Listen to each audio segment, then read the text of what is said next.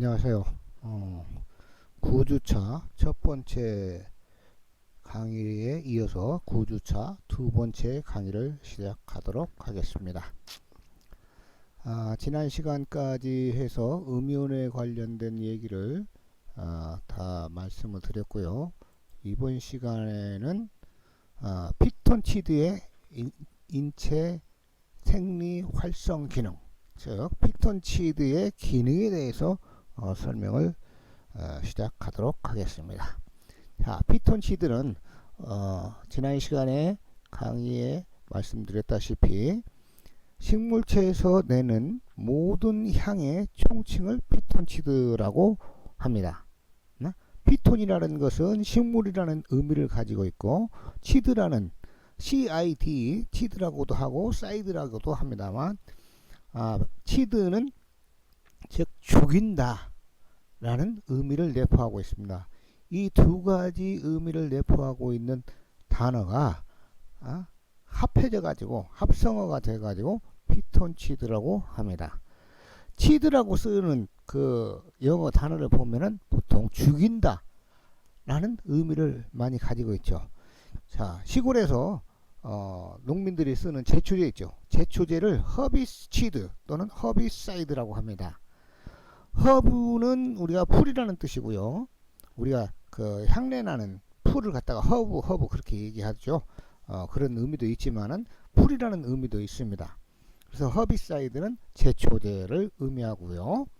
그 다음에 수이사이드, SUI, 이것은 또 뭘 의미하냐 하면은 자살이라는 의미를 합니다. 자살.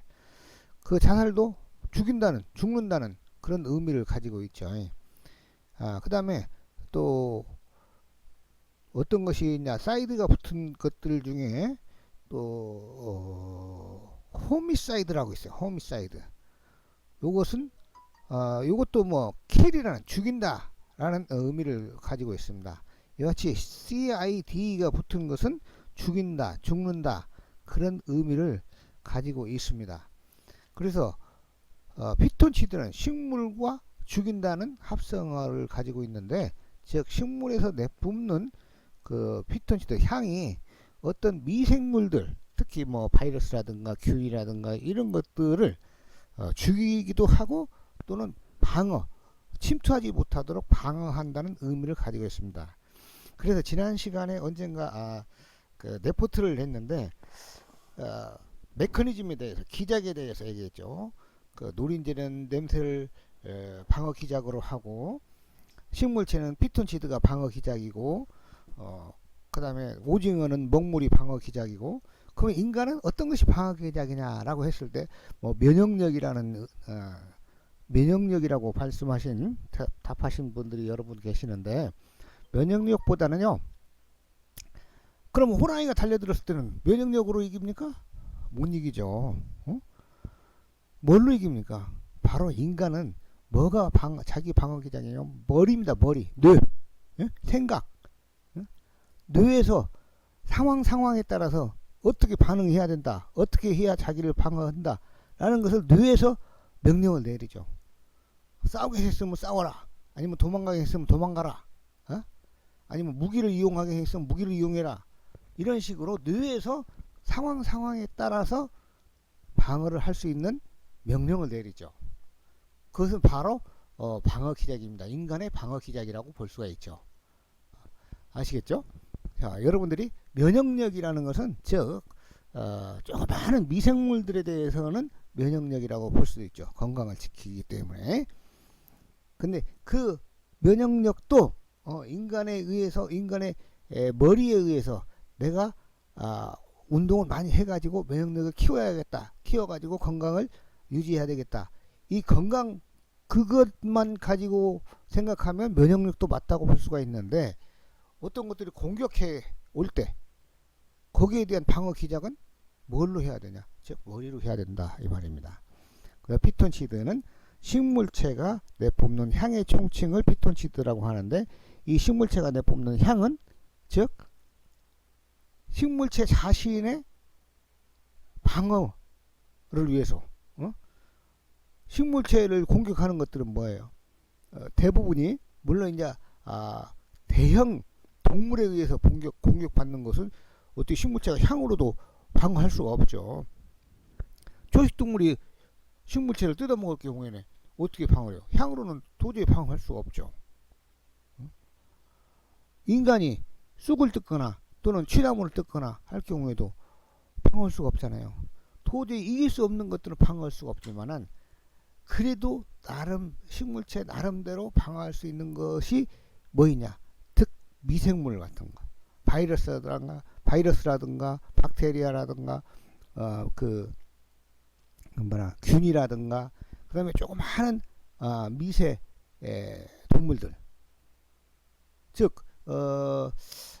전북대 모 교수님이 연구를 하셨는데 우리 그 침대에 뭐가 있냐?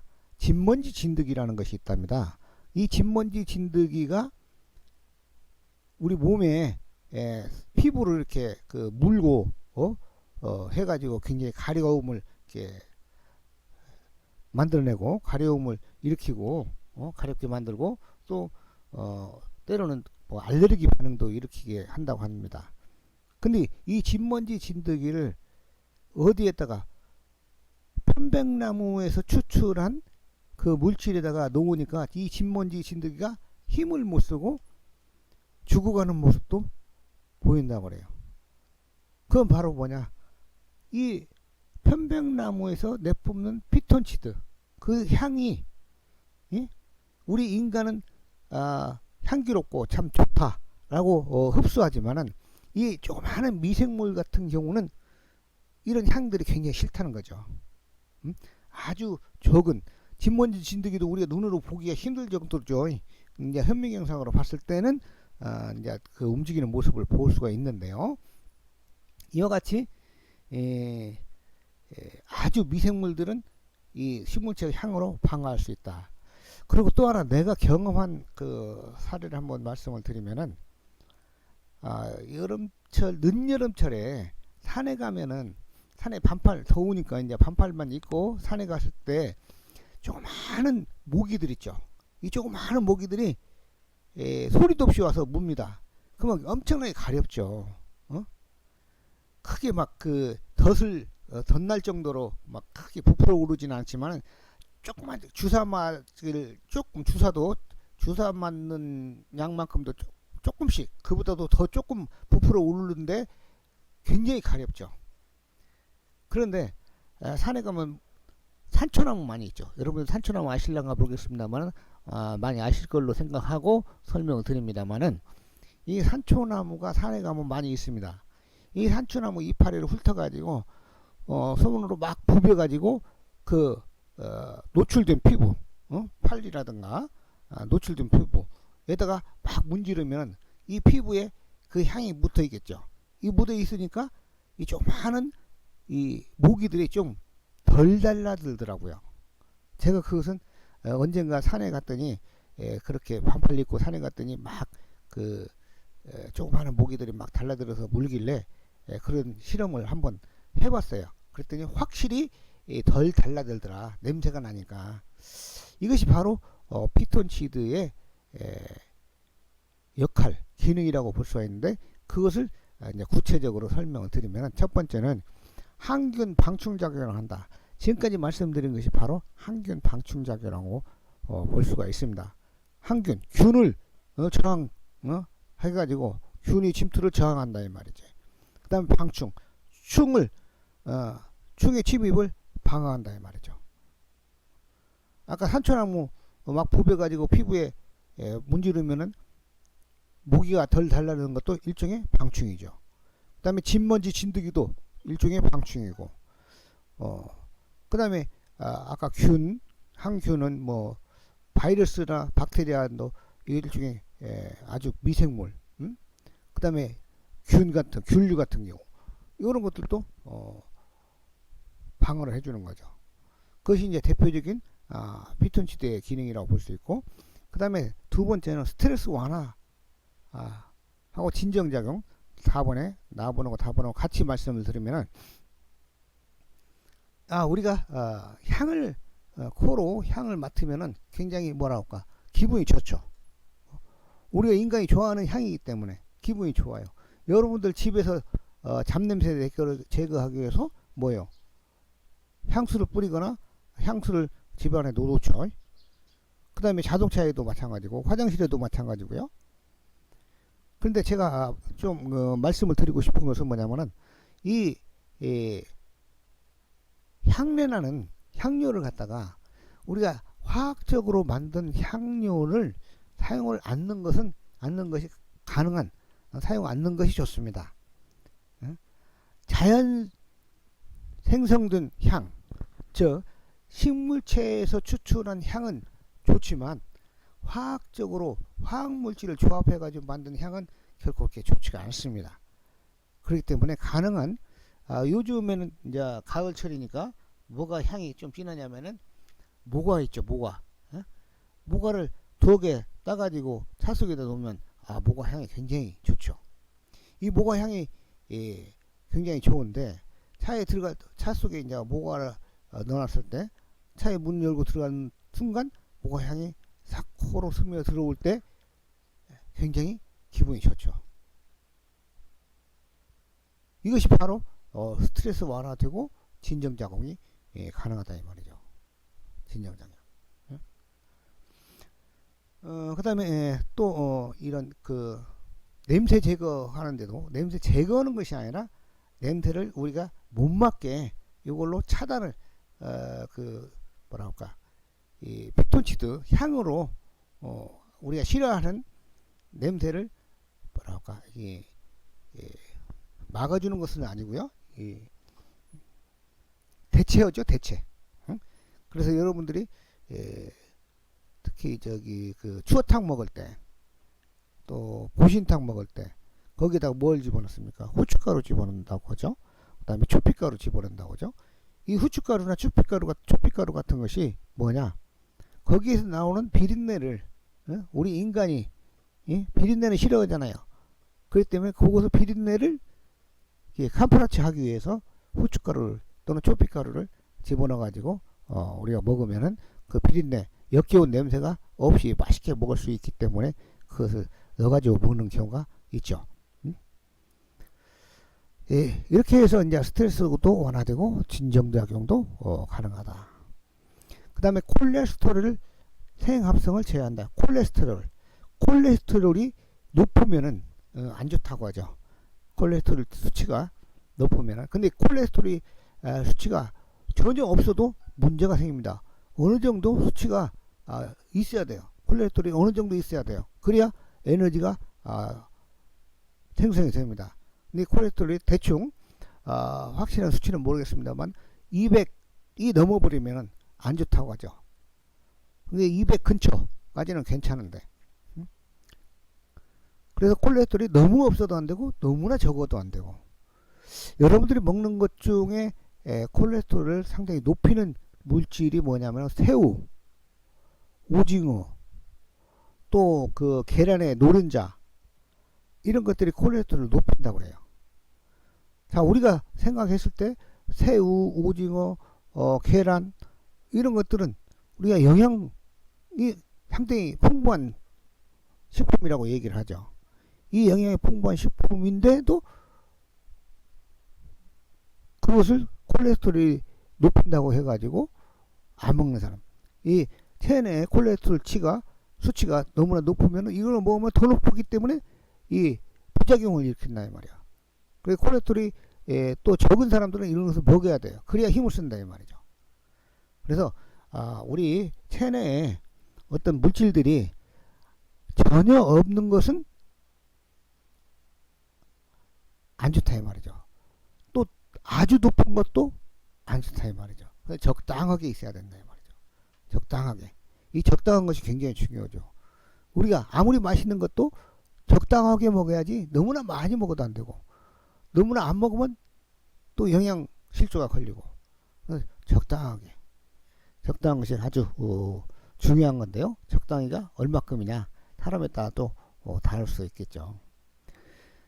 그 다음에 면역기능 강화라고 했어요. 면역기능 강화라는 것은 이 피톤치드를 많이 흡수하면 우리 인체 내에는 바이러스, 박테리아 이런 미생물들이 엄청나게 많습니다. 그러나 우리 인간이 체력이 좋다, 면역력이 높다. 면역력이 높으면은 이 체내에 있는 바이러스나 박테리아 이런 것들이 힘을 못 써요. 그래서 건강하다. 그런데 면역 기능이 약하고 또 체력이 떨어지면은 감기도 쉽게 걸리고 또 병도 이게 체내에서 바이러스 이런 것들이 막 번식을 막 많이 해가지고 병에 걸리고 중병에 걸리고. 그런데 피톤치드를 많이 흡수하면은 이 피톤치드가 아까 1번에서 말씀드린 바와 같이 항균, 방충 작용을 하기 때문에 체내에 있는 이런 미생물들을 힘을 못 쓰게 한다 이 말이죠. 안 좋은 미생물들은. 이 체내에 안 좋은 미생물들이 힘을 못 쓰고 하면은 우리가 병에 걸리지 않고, 병에 걸리지 않는 것을 우리가 튼튼하다고 하잖아요. 그래서 피톤치드를 많이 흡수하면 이런 면역 기능을 강화시킬 수가 있다. 이와 같이 피톤치드의 기능은 5가지로 이렇게 구분해서 얘기를 했습니다. 그래서 피톤치드는 어디에서 많이 나옵니까? 식물체에서 많이 나온다고 하죠. 그럼 식물체가 많이 있는 곳이 어디입니까? 즉 산이다. 그래서 산은 언제 가야 된다고요? 아무 때나 수시로, 무시로, 시간 나는 대로가 아니라 시간을 내서 가능한 많이 산을 찾는 것이 좋다 이 말입니다. 자, 이렇게 해서 피톤치드의 인체 활성, 생리 활성 기능에 대해서 설명을 드렸습니다. 자, 다음에는 많은 사진을 제가 첨부를 했습니다. 설명을 드리고자 합니다. 자, 예쁘죠? 어린애들 완전히 진흙탕에서 놀았죠. 자, 외국에, 여기는 이제 어디 애들인 거는 제가 어디 다른 데서 보았습니다만은 우리나라 애들은 아니죠. 만약에 우리나라 애들을 젊은 부모님들이 이렇게 놀으라고 하면은 아마 난리가 날 겁니다. 혼내죠. 엄청나게 혼내죠. 근데 얘네들 완전히 진흙탕에서 얼마나 재밌게 놀습니까? 얼마나 재밌게 놀아요. 요렇게 재밌게 노는 것이, 또 자연에서 이렇게 진흙탕에서 논다고 해도 병에 많이 안 걸려요. 우리가 뭐 50대 60대 이상 되신 분들은 어렸을 때 밖에서 이 흙밭에서 많이 뒹굴며 놀았어요. 그래도 중병 안 걸리고 잘 버티고 잘 살아왔어요. 지금 아토피 있죠. 아토피. 애들이 아토피에 걸리고 어른들도 아토피에 걸리는데, 아토피에 걸리는 사람들 보면은 비교적 아주 깔끔하게 깨끗하게 생활을 합니다. 그 다음에 화학물질이 많이 생성되는 곳에서 생활을 하기도 하고요. 또 물론 이제 그 체질적으로 그 화학물질의 반응이 민감하게 반응하는 사람들, 이런 사람들이 주로 아토피에 걸리죠. 어떤 교수가 유아교육과 교수인데요. 강의를 하면서 이런 얘기를 하더래요. 아토피가 왜 생성이 되냐? 아이들이 토가 흙이죠. 흙을 피해서 생기는 병이다. 애들이 흙을 피해서 살기 때문에 아토피가 발병이 된다. 애들이 흙바탕에서 뒹굴면은 이 아토피는 생성이 안 된다. 발생이 안 된다. 그래서 자연에서 사는 아이들은 아토피가 발생이 안 된다고 합니다. 그래서 숲속에서 피톤치드 흡수하는 것도 이 아토피 발생을 억제시키기도 하고요. 또 시골에서 계곡에서 물놀이 하고 물고기 잡고 가재 잡고 이런 활동을 하는 애들은 아토피가 생성이 안 된다고 그래요. 그래서 우리 그 전라북도에 아토피 치료 학교가 있습니다. 저 진안군 정천면에 조림초등학교가 있는데요. 그 조림초등학교가 아토피 치료 학교인데요. 가면은 이 학교 건물도요 전부 다 친자연 재료로 건축을 해놨습니다. 그 다음에 여기서 공부하는 아이들은 교실에서 공부하는 시간도 있겠지만은 다른 학교의 아이들에 비해서 밖에 나가서 자연 학습하고 밖에 나가서 자연과의 많이 교류를 하는 그 학습 과정을 거친다고 합니다. 그래서 아토피 걸린 아이들을 데리고 있는 부모가 그 아이들을 그 조림 초등학교로 전학을 시키고 거기 와서 생활해 가지고 뭐 6개월 후에는 나섰네, 뭐 1년 후에는 나섰네, 예? 그런 사례가 있었습니다. 물론 이 아토피 치료에 대해서 내가 영상물이 또 있습니다만은 시간이 되면은 영상물을 보여드리고 싶은데 볼 수 있는 시간이 있을지는 모르겠습니다. 일단 이와 같이 아이들을 마음껏 뛰놀도록 해주는 것이 굉장히 중요하다. 그래서 저희 집에서 들은 얘기를 한번 또 말씀을 드리면은 저희 집 아들이 초등학교 발령을 받았는데 몇 년 전에 발령을 받았는데 처음에 발령을 받았을 때 1학년을 초임 발령인데도 1학년 담임을 맡으라고 하길래 어느 날 우리 아들이 비가 와가지고 비가 그친 뒤에 운동장에 잔디를 안 까는 운동장이었는데 찔꺽찔꺽 하길래 아이들 보고 신발을 벗고 이 무릎 위에까지 옷을 걷어 올린 뒤에 운동장으로 집합을 시켰다고요. 운동장에 집합시켜갖고 운동장에서 이렇게 뛰어놀도록 했더래요. 그랬더니 나이 드신 선생님들이 난리를 치더래요. 그 엄청나게 부모님한테 혼날 텐데 왜 그런 짓을 하냐고. 근데 사실은 아이들은 굉장히 즐거워하더라는 거예요. 그래서 이제 다 시간 돼가지고 아이들을 교실 안으로 들어오면서 싹 씻고 다시 원위치 시켜가지고 아이들을 집으로 보냈는데 집에 가서 그렇게 즐거워가지고 이런 생활을 했다고 집에 가서 부모님한테 자랑스럽게 얘기했다는 그런 일화를 제가 들었습니다. 그 아이들은 자연에서 이렇게 엄청나게 자기들 뛰어놀고 싶은 대로 하고 싶은 대로 다 아이들도 생각이 있기 때문에 그런 식으로 교육을 하는 것도 굉장히 중요하다는 것을 느꼈습니다. 자, 그 다음에 다른 사진을 또 한번 보죠. 이 사진, 운동 좋아하는 아이가 공부도 잘한다. 심폐 기능 높이는 유산소 운동이 뇌우 기능을 향상시킨다고 그래요. 앉아서 공부만 하는 애들보다 앉아서 공부만 하는 애들은 나중에는 지칩니다. 지쳐요. 그러면 나중에는 고등학교, 대학교 가서는 공부하기 싫은 거예요. 근데 어렸을 때부터 이렇게 공부도 열심히 하지만은 열심히 뛰어노는 아이들이 공부도 잘한다. 언젠가 제가 그 신문을 봤는데요. 아들만 둔 부모가 계셨는데 이 부모가 주말마다 산에 이 아이들을 데리고 갔다는 거예요. 주말마다.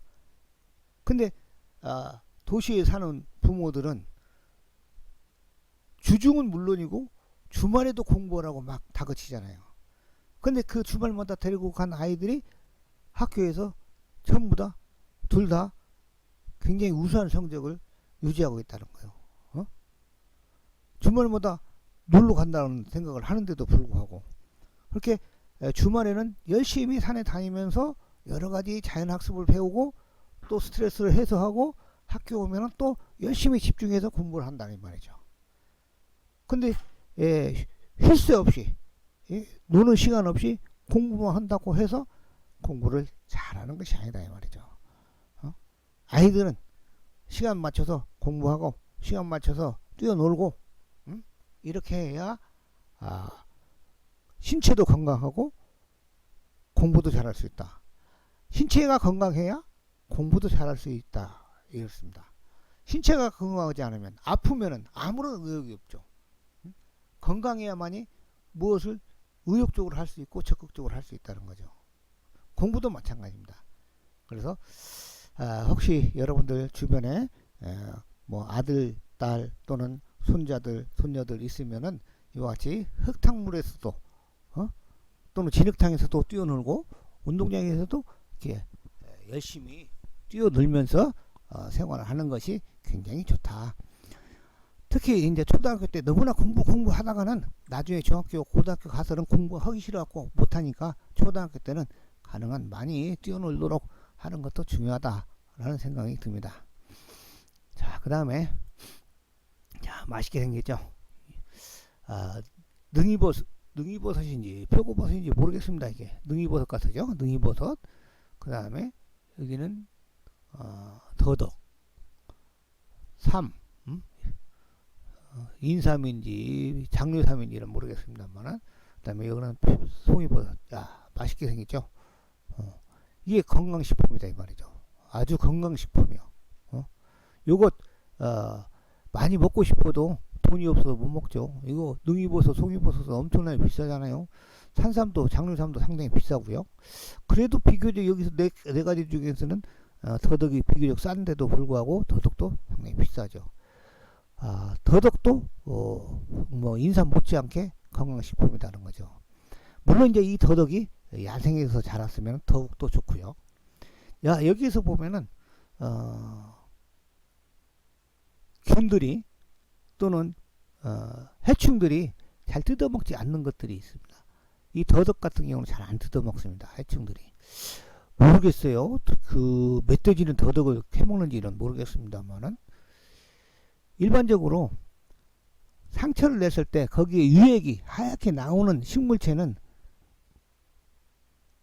해충들이 잘 뜯어먹지 않습니다. 그 우리 주변에서 식재료로 사용하는 그 식물체를 보면은 이 즙액이 유액이 하얗게 나오는 것들은 그 농약을 많이 안 씁니다. 그래서 이런 것들을 주로 찾아서 먹으면은 농약 흡수를 덜 하는 거겠죠. 안 하는 거겠죠. 그래서 도라지 같은 경우도 이 더덕 같은 경우도 이게 자르면 상처를 내면은 유액이 하얗게 나오잖아요. 응? 그런 것들. 그 다음에 유액이 나오는 것 대표적인 우리가 채소로 먹는 것이 뭐냐면 고들빼기. 예? 그 다음에 상추. 여러분들 저 강의를 받으시는 분들 중에는 집에서 상추를 길러서 드시는 분도 계실 줄 알고 있는데 상추 키울 때 농약을 합니까? 상추 무 배추밭에는 농약을 많이 합니다만 상추밭에는 농약을 별로 안 씁니다. 거의 안 넣는다고 보죠. 물론 이제 집단으로 막 하우스 재배를 크게 하면은 대면적으로 할 경우에는 농약을 하는지는 모르겠습니다만 일반적으로 집에서 가정용으로만 키우는 상추 정도면은 한 30그루 내지 50그루 가지면 충분하죠. 요 정도는 상추밭에 농약을 안고 상추를 뜯어먹죠. 왜? 벌레가 안 꼬이기 때문에 농약할 필요가 없는 거죠. 그 벌레가 안 꼬이는 것은 그 유액이 상처를 냈을 때 유액이 많이 발생하는 이런 채소 같은 경우 고들빼기도 마찬가지입니다. 이 더덕도 농약을 거의 안 쳐. 저도 더덕을 조금 심어서 캐먹습니다만은 거의 농약을 한 번도 해본 기억이 없어요. 충이 많이 안 달라든다는 거죠. 이만큼. 자, 이렇게 숲속의 건강식품들이 많다는 거. 이 밖에도 또 산채나물들, 뭐 취나물, 고사리 이런 것들도 우리 몸에 좋죠. 그래서 자연식품이 건강에 좋다는 거죠. 우리가 인공적으로 가공해서 만든 것보다는 자연식품이 좋다. 자, 또 볼까요? 고구마하고 초코파이. 예? 우리 애들은 초코파이를 더 좋아하죠. 고구마보다. 그런데 건강에는 이 고구마가 훨씬 더 좋다는 거죠. 초코파이 우리 입맛에 맞게 입맛에 아주 좋아하게 여기에다가 뭐 초콜릿도 바르고 설탕도 많이 가미하고 그래서 한번 먹어버리면 자꾸 먹고 싶죠. 더 먹고 싶죠. 그런데 이거 초코파이 안 먹고 고구마만 먹어버리더면 고구마가 맛있다고 생각을 하고 고구마를 먹습니다. 그래서 집에서 아이들에게도 초코파이보다는 고구마를 줘라. 이게 즉 나중에 또 나옵니다만 환경 호르몬과도 관련이 있습니다. 다음 페이지로 넘어가 볼까요? 자, 이건 부침개고요. 피자, 컵라면. 자, 피자도 우리가 가공식품이죠. 특히 여기에다가 조미료도 들어갈 것이고 뭐 햄도 들어갈 것이고 또 다른 뭐 설탕이나 그런 것도 들어갈 것이고, 물론 이제 부침개에다 넣을 수도 있겠지만은 그래도 비교적 부침개보다 이 피자가 더 많은 가공식품이 들어갈 것으로 생각을 합니다. 또 컵라면, 특히 환경 호르몬은 이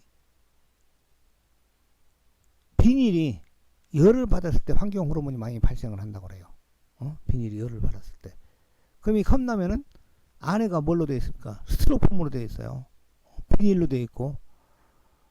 근데 컵라면에다가 뜨거운 물을 붓잖아요. 그 뜨거운 물을 갖다가 컵라면 용기에다 부으면 그 용기에서 환경 호르몬이 발생한다 이 말이죠.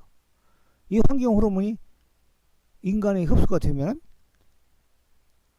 인체 내에 들어가서 이 환경 호르몬이 정상적인 대사작용을 할 수 없도록 하는 것입니다. 이 정상적인 대사작용을 할 수 없기 때문에 부작용이 생기는 거죠. 그 대표적인 사례가 뭐냐면은 우리 월남 파병 장병들이 발생하고 있는 고엽제 환자들 있잖아요. 고엽제. 고엽제는 뭡니까? 말 그대로 마르고 이파리 옆, 어떤 제품할 때 이파리를 마르게 만드는 것이 뭐예요? 제초제죠, 제초제. 월남전에서 이 제초제를 비행기로 싣고 가고 많이 밀림에다가 뿌렸습니다. 근데 그 밀림 밑에서, 밀림 속에서, 밀림 주변에서 우리 군인들이, 우리 국군들이 생활하고 있는데, 근데 그때 당시에는 이 환경 호르몬의 부작용에 대해서 제대로 잘 몰랐기 때문에 비행기에서 뿌리는 이 고엽제가 맞으면은, 맨살에 맞으면 시원하죠. 그 밖에 나가서 일부러 맞았다고 하는 사람들도 있습니다. 그런 사람들이 이 고엽제가 많이 인체 내에 흡수돼 가지고 지금은 고엽제 환자 말 많이 들어봤죠. 체내에 들어가서 이 고엽제가 환경 호르몬의 역할을 해가지고 이 부작용을 일으켜가지고 건강을 훼손시키고 있죠. 그래서 아프죠, 많이. 비실비실하고 아프고 제대로 막 손발도 제대로 못 써가지고. 제 주변에 우리 고향 마을에서도 월남 파병했던 분이 몇 분 계시는데 건강에 3분이 갔다 오셨는데 2분이 굉장히 고통스럽게 살고 있다가 한 분은 돌아가셨고 2분은 살아계시는데 2분 중에 하나가 한 분은 또 굉장히 건강이 지금 안 좋은 상황입니다. 이와 같이 가능한 자연식품을 먹는 게 좋다. 특히 나중에 또 나오겠습니다만 환경 호르몬을 많이 흡수하면은 인체 부작용 이렇게 가지고 건강을 잃을 수도 있겠지만은 자손을 생성을 못할 수도 있다는 그런 얘기도 있습니다. 나중에 환경 호르몬의 파트에 가서 또 말씀드리도록 하겠습니다. 자, 여기도 마찬가지입니다. 이 감자 튀김보다는 삶은 감자가 훨씬 건강에 좋다는 거죠. 이 튀길 때 그 기름이 뭔 지방이라고도만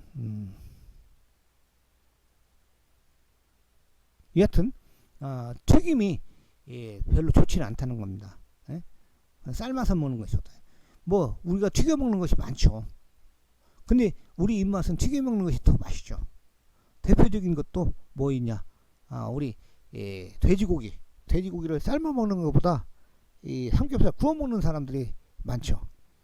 삼겹살 구워 먹는 것보다는 이 삶아서 먹는 것이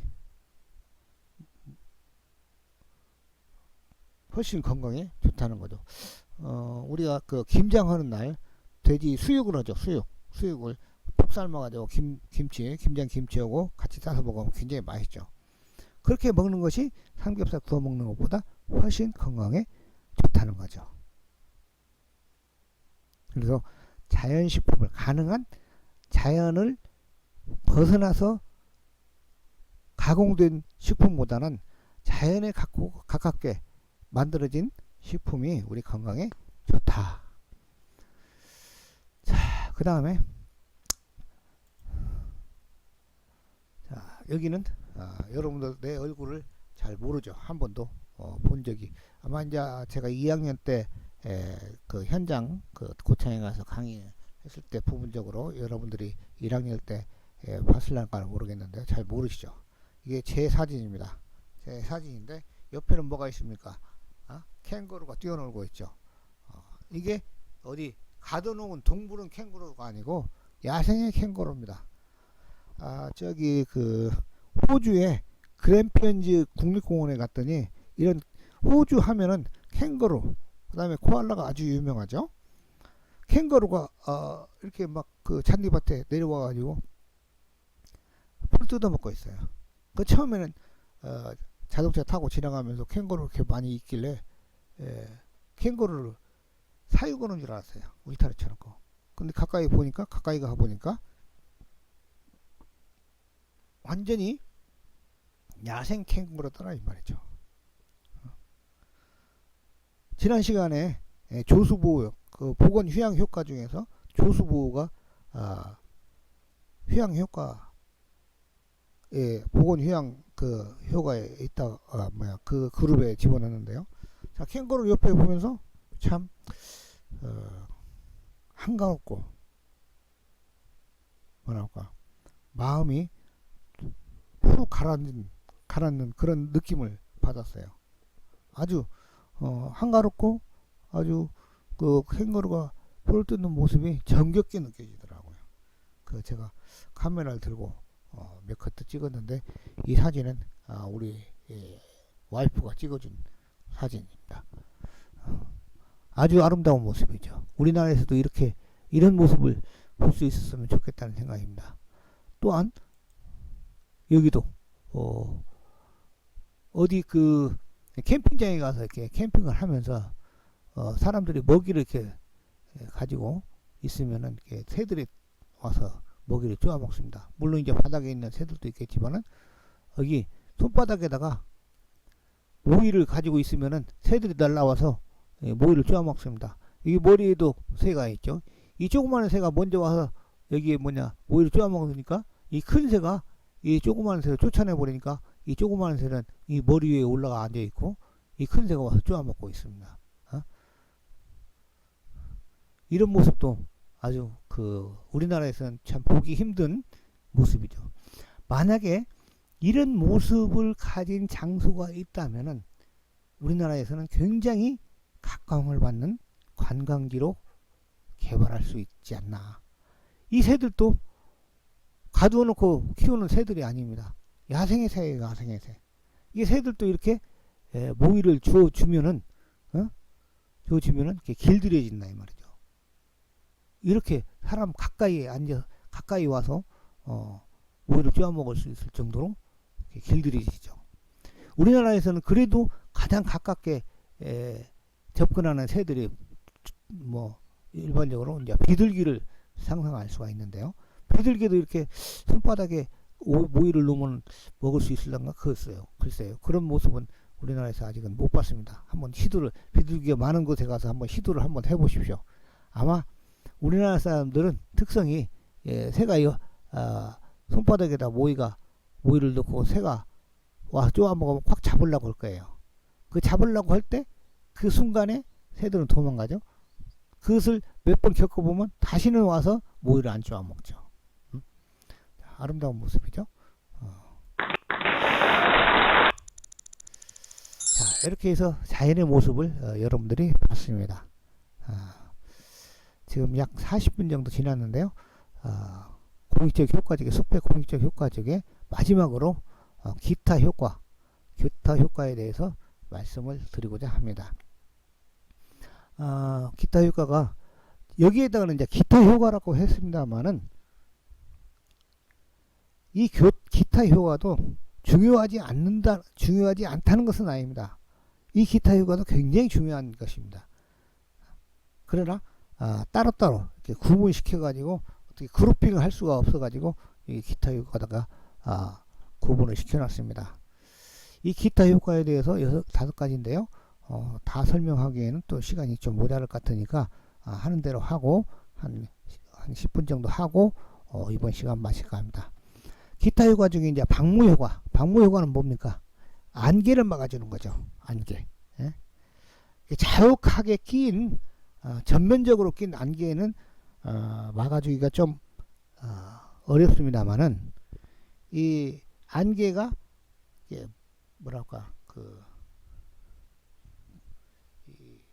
덩어리로 된 안개가 바람 위에서 휙휙 날아갈 때 굉장히 위험하기도 합니다.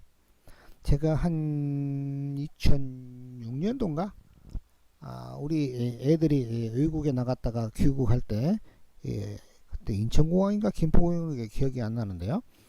공항에서 데리고 내려오는데 논산에서부터 전주까지 오는데 고속도로에 안개가 굉장히 많이 꼈어요.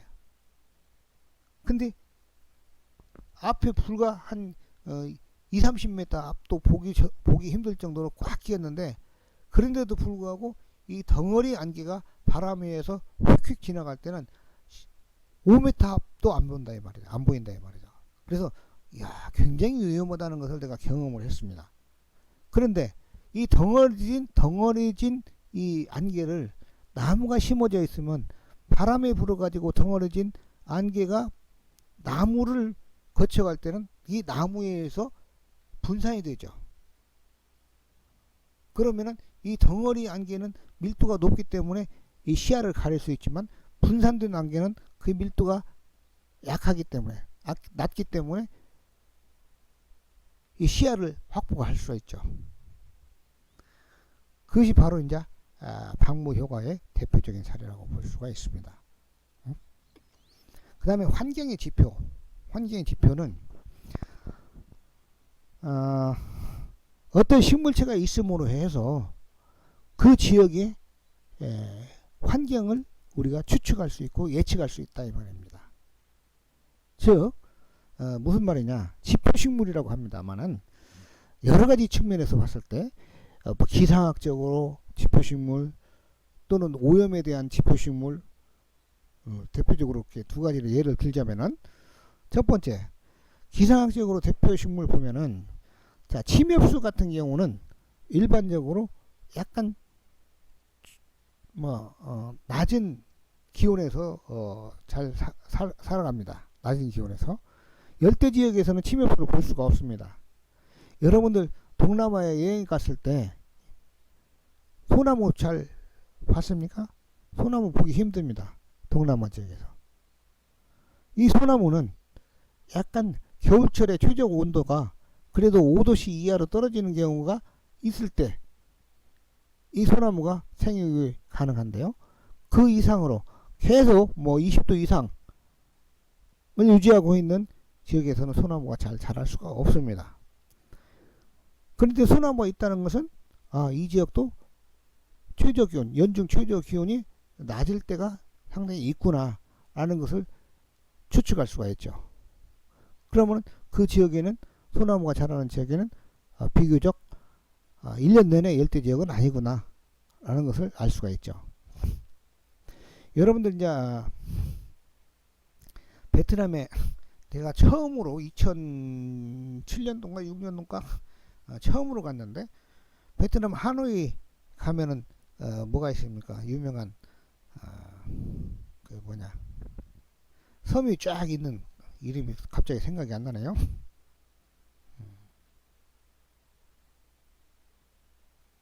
생각이 잘 안 나요. 여하튼 거기를 이제 관광을 가는데요. 관광버스 속에서 보니까 거기를 가는 도중에 소나무가 집단으로 서 있더라는 거죠. 그거 제가 물어봤죠. 일반적으로 열대 지역, 에서는 소나무가 자랄 수가 없는데 소나무가 있다고 해서 이 지역에 온도가 기온이 겨울철에 아주 추울 때는 어느 정도나 춥냐고 가이드한테 물어봤는데 이 가이드 하는 말이 눈이 쌓이지는 않지만 가끔씩 눈발이 날리기도 한다고 그래요. 그래서 이 지역도 소나무를 살 수가 있구나라고 생각을 했습니다. 그리고 자, 열대국가 필리핀을 예를 들자고, 아니 베트남도 마찬가지입니다. 베트남을 예를 들자면 베트남의 열대국가라고 하죠. 근데 베트남에는 소나무가 살 수가 없습니까? 살 수가 있는 곳도 있습니다. 살 수가 있는 곳도 있어요. 어느 지역? 고산 지역. 높은 산이 는 저지대보다 온도가 낮아지죠. 뭐 확실한 것은 아닙니다만은 제가 고등학교 다닐 때 해발 100m 올라갈 때마다 0.6도씩 떨어진다고 그런 얘기를 제 기억이 확실한가는 모릅니다만 이렇게 온도가 떨어집니다. 고도가 높아질수록. 근데 제가 베트남에 2006년도 7년도에 하노이를 갔고 그 이후에 몇 번 더 가봤습니다만 그 가본 중에 달랏이라는 곳이 있습니다. 달랏. 달랏은 베트남의 저지대보다 훨씬 고산 지역이에요. 해발 약 1500m 이쪽 저쪽 정도 될 겁니다. 아마. 거기 갔더니 소나무가 엄청나게 많아요. 그것은 해발과 낮은 지역은 1년 내내 덥지만 그 해발과 높은 고산지대에는 온도가 저온일 때는 상당히 저온일 것이다. 그렇기 때문에 소나무가 잘 살 수가 있다. 이것이 바로 이제 기상적인 측면에서 환경의 지표가 되는 것이고, 또 오염적인 측면에서 환경 오염적인 측면에서 환경의 지표는 어떤 것이냐면은 오염에 대기 오염에 약한 식물 있죠. 대표적으로 엊그제 강의 시간에 지난 강의 시간에 말씀드린 뭐 개불알꽃 일명 복주머니라고도 하고 개불알꽃이라고도 하는데 이거 멸종위기 식물입니다. 그 다음에 여러분들 50대 이상 되신 분들은 할미꽃을 어렸을 때 많이 봤으리라고 생각을 합니다. 묘지에 가면 할미꽃이 굉장히 많았었죠. 근데 요즘 할미꽃이나 개불알꽃이 거의 찾아보기가 힘듭니다. 야생에서. 특히 개불알꽃 같은 경우는 복주머니란 같은 경우는 멸종위기식물 중에 하나입니다. 그 정도로 개체수가 적다는 거죠. 그건 바로 대기가 과거에 비해서 많이 오염이 됐기 때문에 이런 것들이 살아가는데 굉장히 어렵다. 이 개불알꽃이나 할미꽃이 있다는 것은 그 지역이 청정지역이라는 것을, 대기가 오염이 덜 됐다는 것을 알 수가 있는 지표가 됩니다. 이것이 바로 환경의 지표라고 말할 수가 있습니다. 이와 같이 식물체가 어느 지역의 환경을 어느 정도 알 수가 있다는 것이죠. 뭐 그것뿐만 아니라 비옥도, 우리가 식물체 나무도 마찬가지죠. 척박지에서 잘 자라는 수종, 또 비옥지에서 잘 자라는 수종, 그 다음에 습지에서 잘 자라는 수종, 건조지역에서 잘 자라는 수종, 이것도 환경의 지표가 될 수가 있죠. 습지에서 잘 자라는 수종, 대표적으로 포드나무류. 포드나무류는 물속에서도 자라잖아요. 그 다음에 건조지역에서 잘 자라는 수종, 뭐 니기다 소나무, 쌀이나무, 아카시나무, 이런 것들, 소나무. 그 다음에 척박지에서 자라는 수종들은 일반적으로 건조지역에서도 잘 자란다고 볼 수가 있습니다. 그 다음에 비옥지에서 잘 자라는 수종들, 뭐 호두나무, 은행나무, 일반적으로 과수류는 과일나무 같은 경우는 비옥한 토양을 선호를 합니다. 이런 것들을 봤을 때 환경의 지표가 된다, 이 말입니다.